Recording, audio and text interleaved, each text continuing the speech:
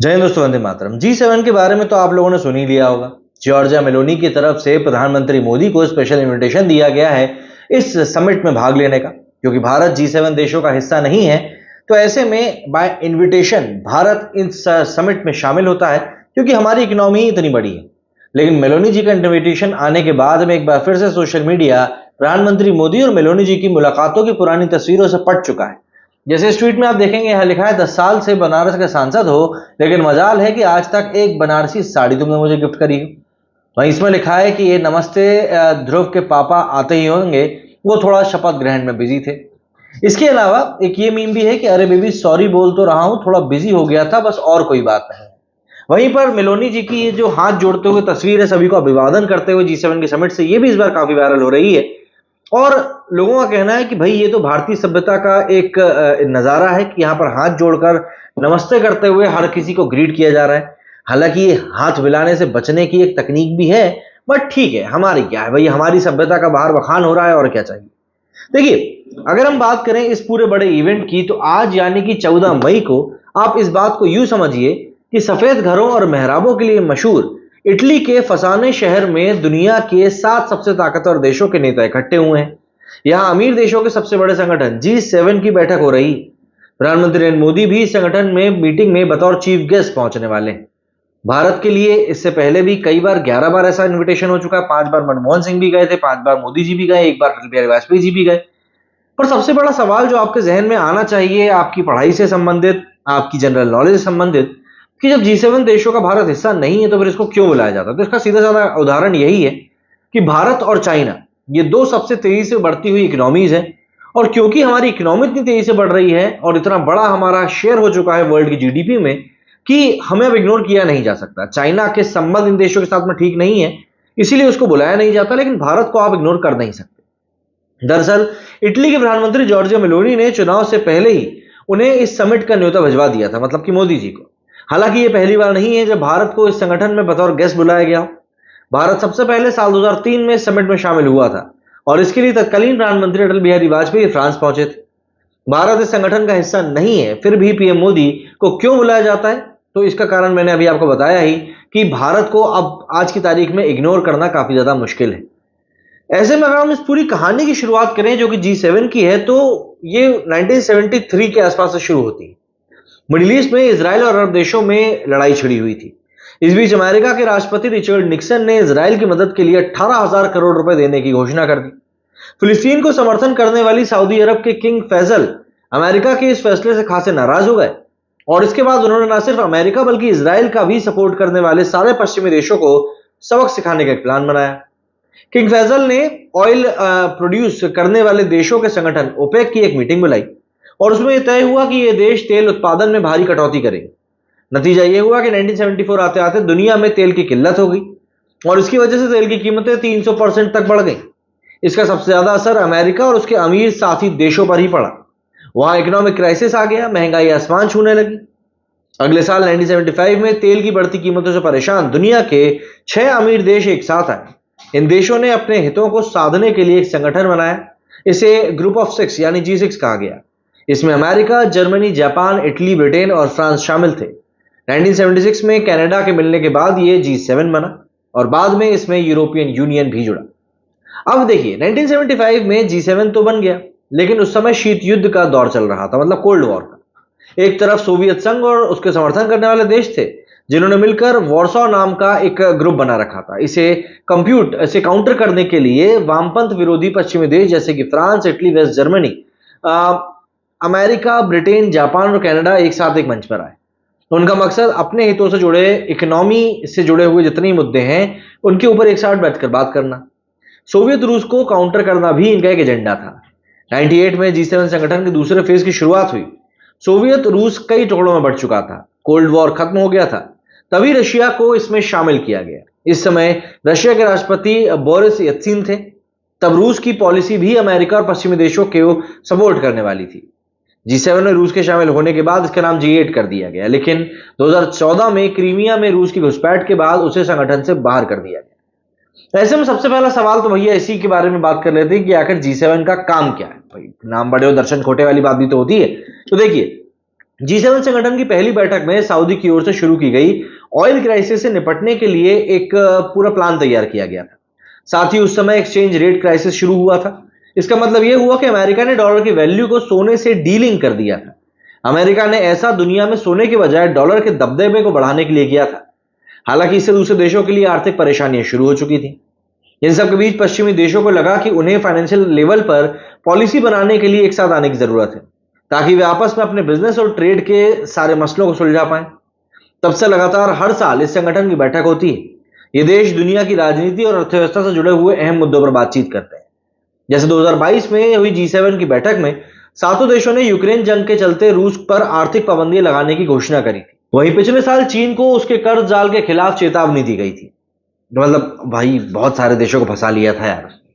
इसके बाद बात ये उठती है कि क्या G7 देश दुनिया में अपना दबदबा कायम करने के लिए साथ आए थे? क्योंकि बात तो है, दरअसल उस समय का दौर अलग था। उस समय इन देशों की जो पोजीशन थी वो भी अलग थी, और साथ ही साथ दुनिया तरीन के जो देश थे वो कहीं ना कहीं संघर्ष कर रहे थे। 1975 में जब G7 की शुरुआत हुई थी, उस समय पे ये देश दुनिया की 60% जीडीपी को कंट्रोल करते थे। इनकी जो पर पर्सन जो इनकम थी वो भी बहुत ज्यादा थी। ये संगठन ऑर्गेनाइजेशन दुनिया में अमीर देशों के जो हित थे उनको प्रमोट करता था। वहीं दूसरी तरफ ग्लोबल साउथ के देश यानी गरीब और विकासशील देश G7 की पॉलिसी से कभी भी पूरे टाइम सहमत नहीं रहे। इसकी वजह यह है कि ये देश दुनिया की अलग अलग संस्थाओं जैसे कि WTO, IMF और वर्ल्ड बैंक को अपने कंट्रोल में रखना चाहते हैं। ये देश दुनिया में बिजनेस और क्लाइमेट चेंज जैसे मुद्दों पर अपने मन मुताबिक नियम बताते भी रहते हैं।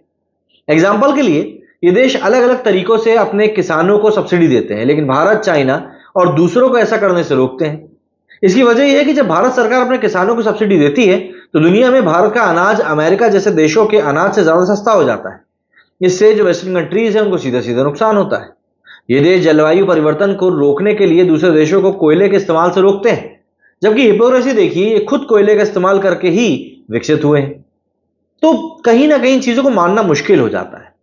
ऐसे में सबसे अमीर देशों के इस क्लब में क्या भारत शामिल कभी हो पाएगा? देखिए, हडसन इंस्टीट्यूट के मुताबिक भारत 11 बार इस समिट में शामिल हो चुका है। पिछले 5 साल से तो लगातार इस पूरे ऑर्गेनाइजेशन में वो गेस्ट के तौर पर बुलाया जाता रहा है। इसमें कई बार तो भारत G7 का परमानेंट मेंबर भी लगता है। इसे आप एक छोटे से किस्से से समझिए कि बात 2007 की है। G7 समिट उस समय जर्मनी में होने वाली थी। जर्मनी की उस समय की चांसलर ने भारत को बतौर गेस्ट इनवाइट किया। उस वक्त देश में यूपीए की सरकार थी और हमारे प्रधानमंत्री थे डॉक्टर मनमोहन सिंह। भारत को जर्मनी ने इनवाइट जरूर किया था, लेकिन चांसलर मार्केल ने मेहमान देशों को अपनी बात रखने के लिए कम टाइम अलॉट किया था। इससे मनमोहन नाराज हो गए और समिट में शामिल ना होने की धमकी दे दी। इसके बाद उन्हें मनाने के लिए जर्मनी को भारत और दूसरे मेहमान देशों को दिया गया टाइम बढ़ाना पड़ा था। G7 में भारत को बार बार बुलाए जाने की वजह दुनिया में हमारा बढ़ता प्रभाव और हमारी रिस्पॉन्सिबिलिटी भी है। यूएनएससी अपना प्रभाव कहीं ना कहीं खो रही है।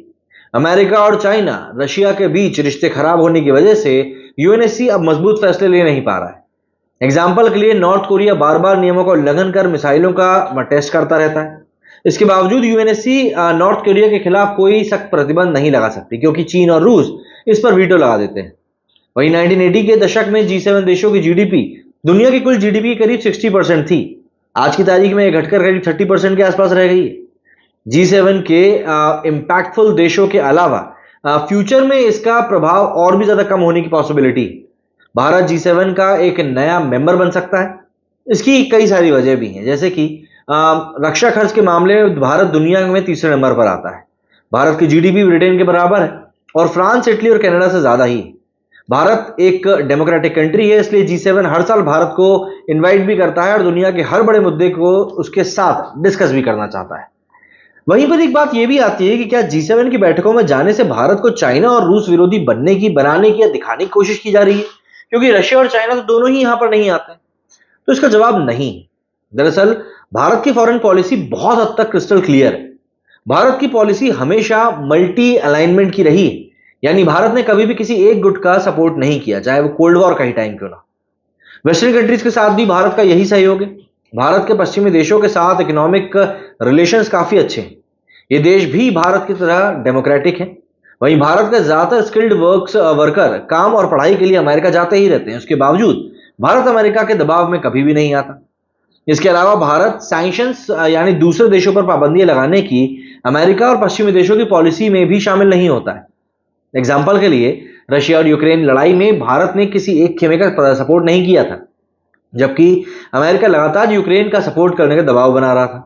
ध्यान देने वाली बात यह है कि भारत अगर G7 की बैठक में जा रहा है तो वो G20 का भी मेंबर है। इसके साथ साथ भारत ब्रिक्स और SCO का भी मेंबर है।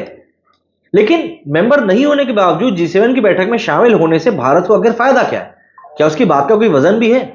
तो देखिए, इस बैठक में प्रधानमंत्री के जाने से भारत को जो फायदे होंगे उनमें सबसे पहला तो यही है कि G7 में कई ट्रेल यानी कि जरूरत के मुताबिक अलग अलग 3 देशों की मीटिंग्स होती है। इनमें भारत भी किन्हीं 2 देशों के साथ बैठकर किसी मुद्दे पर अपनी बात रख सकता है। इसके अलावा भारत कई मुद्दों को लेकर G7 देशों से सहमत भी नहीं है, जैसे क्लाइमेट चेंज और बिजनेस ट्रेड। ऐसे में G7 की बैठक में शामिल होकर हम डेवलपमेंट के अंदर आने वाले जो देश हैं उनका नजरिया G7 के अमीर देशों के सामने रख सकते हैं।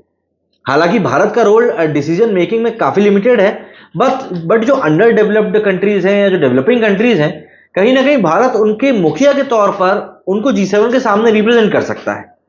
वहीं G7 के देश भी भारत की कई बातों से सहमत नहीं है, जैसे हमारे वर्कर्स को फ्री वीजा इशू करना। भारत G7 देशों के दूसरे देशों में सत्ता पलटने और दखलंदाजी की पॉलिसी से भी संबंध नहीं रखता है। दरअसल यूएन में फैसला हुए बिना ही ये देश दूसरे देशों के आंतरिक मामलों में दखल देते हैं। इससे भारत बिल्कुल भी सहमत नहीं है। वो गेस्ट के रूप में भारत को बुलाते तो हैं, लेकिन इन मामलों में भारत के अपने पक्ष रखने के बाद में ये लोग उस चीज को कहीं ना कहीं कन्नी काट कर निकलते हुए दिखते हैं। भारत इंटरनेशनल लॉ का पालन करता है। दुनिया के देशों का चीन के मुकाबले भारत पर भरोसा करना ज्यादा आसान भी है। उन्हें लगता है कि भारत को अपने पक्ष में रखना हमेशा जरूरी है। तो ऐसे में अब बात यह आती है कि क्या, चलिए भारत को आप छोड़ दीजिए, लेकिन क्या ये जो G7 देश हैं जो बहुत ताकतवर हैं, दिखावे का ही मुखौटा ही सही, लेकिन क्या आपस में इन लोगों में एकजुटता भी है? क्योंकि लड़ाइयां तो खूब हो रही हैं। देखिए, G7 के देशों में अपने फायदों के लिए काफी ज्यादा एकजुटता है, हालांकि इनके बीच कई सारे मतभेद भी हैं।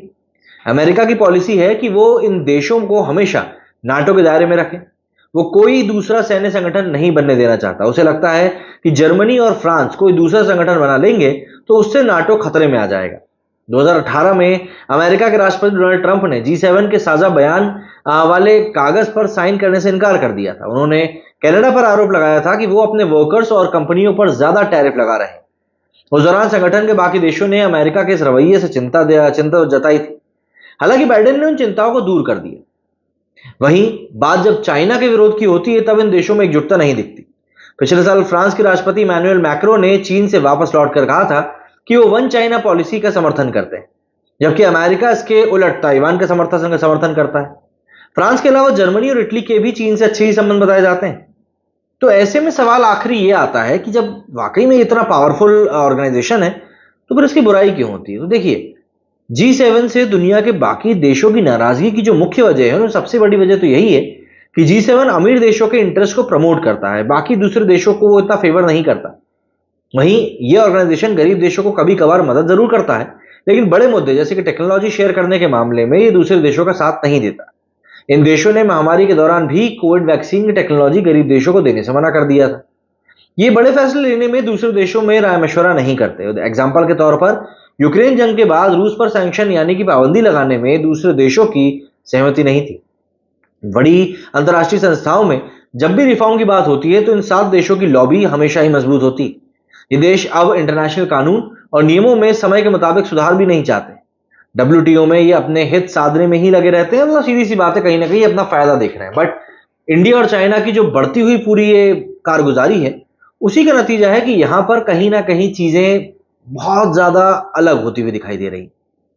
क्या कहना चाहेंगे आप इस पूरे मुद्दे के बारे में? कमेंट करके जरूर बताइएगा। मेरे इस वीडियो फिलहाल इतना ही। जय हिंद, जय भारत।